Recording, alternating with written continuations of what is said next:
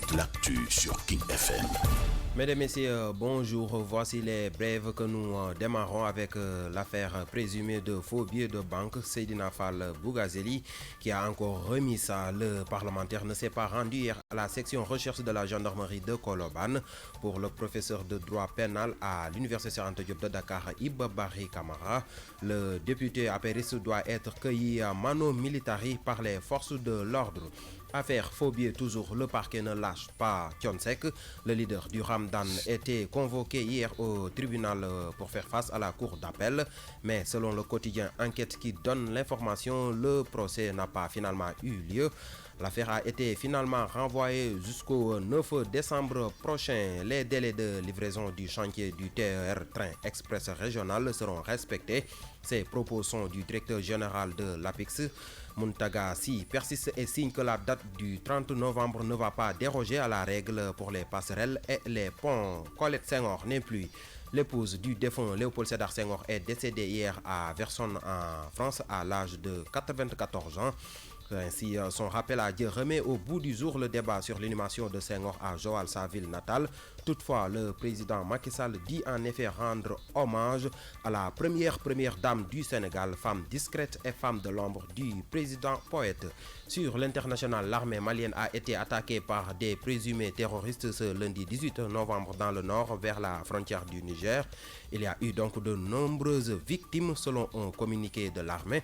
24 militaires et 17 terroristes ont été tués. Pour la musique du jour, nous vous proposons Omar Pène et le Super Diamono dans Métier, histoire pour l'artiste d'encourager les jeunes à travailler pour satisfaire leurs besoins. La chanson est inclue dans l'album compile des 20 ans de carrière de l'artiste. Écoutons. La version Wolof de ces brèves, c'est dans un instant.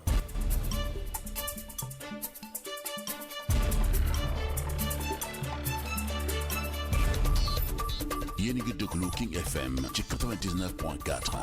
xibaar yi tënk lay doon dañ koy tàmbalee kon ak coowul faux billet di xaalis bu baaxul Seydina Fall Bougazeli def na kon li mu defoon keroog démb mujjiwul wuy ji kon takk der yi nekk ca kon section recherche bu Colobane bu ñu sukkandikoo nag ci jàngalekat bi xelam màcc ci wàllu droit pénal te nekk ci daara ju kaw ji di université Cheikh Anta Diop bu Ndakaaru Iba Barry Camara nee na kon député apériste bi dañ ko war a daal di jële te takk der yi ñoo ko war a jël kon jële ko fa par force yóbbu ko kon ca kanamu attekat ya wàllum faux billet ba tey ci xaalis bu baaxul mu mel ni kon parquet bi bàyyeegul Thione Seck min ci tuddoon ci ay jamono moom mi la di leader bu Ramadan démb lañ ko woolowaatoon ca tribunal ba ngir mu jàkkaarloo ak waa cour d'appel waaye nag bu nu sukkandikoo ci enquête di yéenekaay bi ñu baaxee xibaar bi procès ba dañ ko mujjee daal di dàq ba juróom-ñeenti fan ci weeru décembre bi nu dëgmal ñu wax kon ci mbirum TER bi di train express régional loolu nag kon jàppale ni liggéey ba date bi ñu ko daal di jàpp ni dina yemb loolee kon dara du ko dindi boole kàddu yi directeur général bu APIX la moom nag nee na kon fanweeri fan ci weeru novembre bi li la di passerelle yi ak pont yi dina daal di yemb.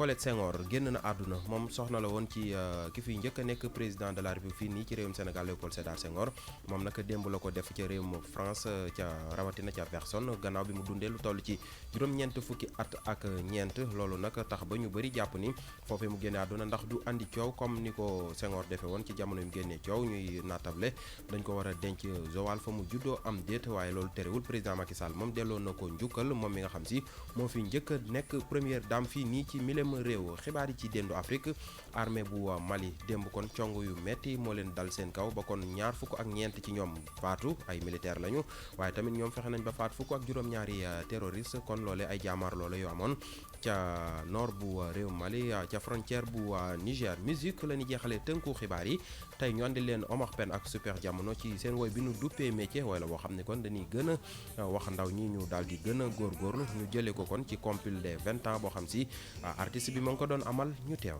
kon lii tënk la woon ci ay xibaar yeneen i xibaar 8h30 lay doon waaye léegi-léegi Al Ndiaye ak équipe bam ñooy woyal The Morning King. Oui, merci Saliou, nous déglu Adele, Oui Young, suivi de Rihanna featuring Justin Timberlake, Rehab. C'était l'essentiel de l'actualité, mesdames et messieurs.